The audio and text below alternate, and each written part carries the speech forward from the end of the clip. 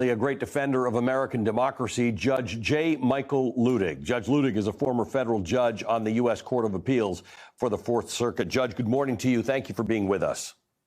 Good morning, Ali. Thank you for having me on the show this morning. We have a lot to get through. The challenges to Donald Trump's eligibility to run for or hold office, something you and I have discussed on this show frequently, has been argued now in two courts last week. So we got a glimpse of the defense that Donald Trump and his lawyers are trying to make. And from what you heard, you think that there's one very specific distinction between what Trump's lawyers are arguing and what is actually written in the text of the 14th Amendment that you believe could be a determining factor in the case. And it's got to do with what the offense is against, in this case, against the U.S. Constitution. Can you explain that distinction to us? Yes, Ali. This week, as you said, the constitutional process for the American people to determine whether the former president is disqualified from future office under Section 3 of the 14th Amendment began. Section 3 of the 14th Amendment very, very simply says that any person who has previously taken an oath to support the Constitution of the United States and thereafter engages in an insurrection or rebellion against the Constitution of the United States shall be disqualified from holding any office under the United States thereafter.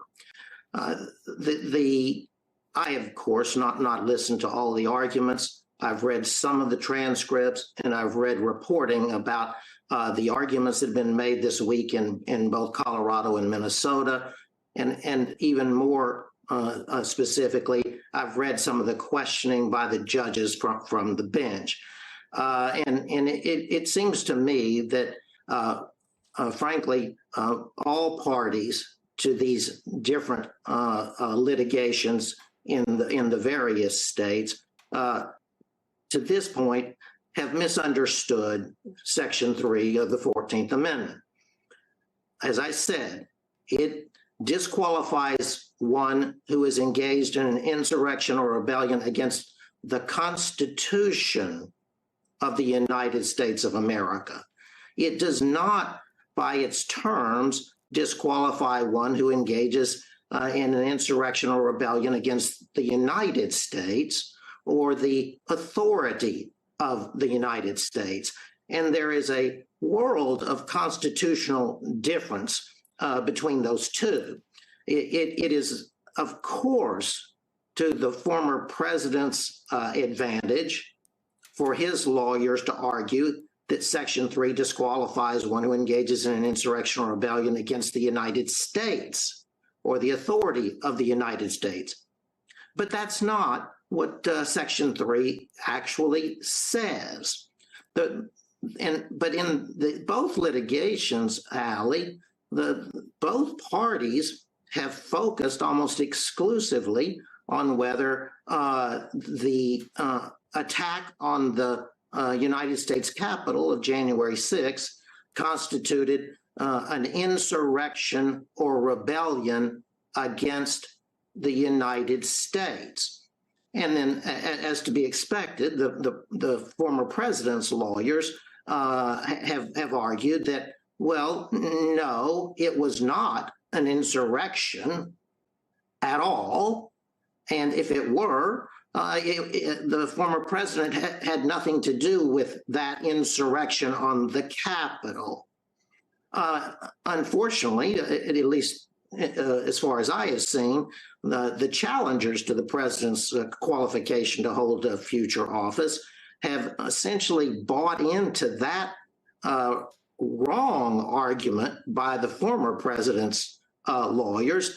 And they, for their part, have been trying to establish that the former president did not incite or participate in an insurrection against the United States.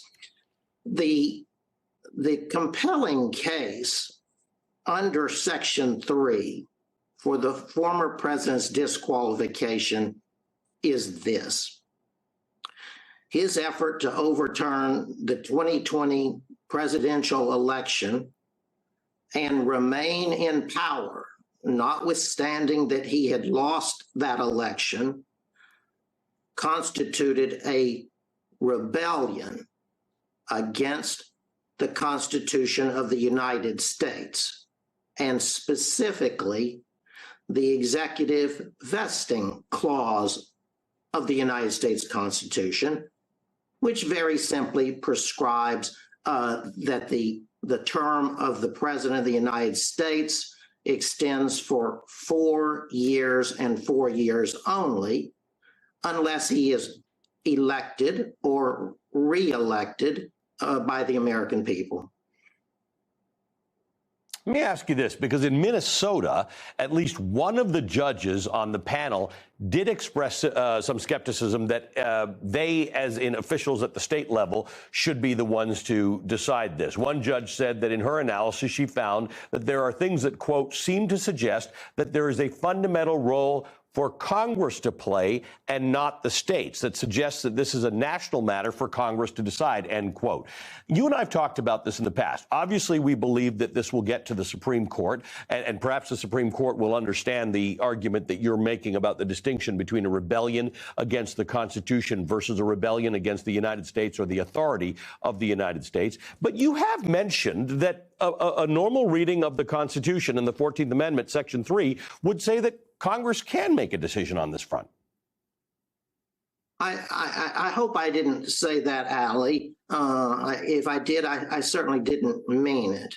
On that issue in particular, my point is that Section 3 is self-executing, which means in simple terms that it does not require a finding by the Congress of the United States, nor does it require a criminal conviction of the former president for insurrection or rebellion. But going to your larger question, this is exactly what I've seen this week. The parties are confused, and they in turn have confused the courts.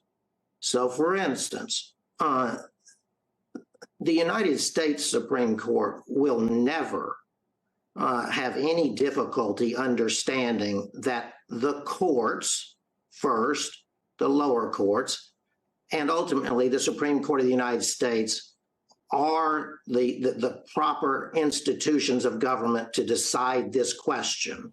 Why?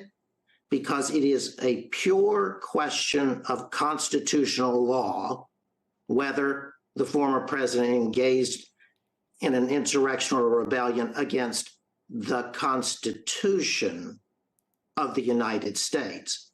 In legal parlance, this is not a factual question, nor is it a mixed question of fact and law.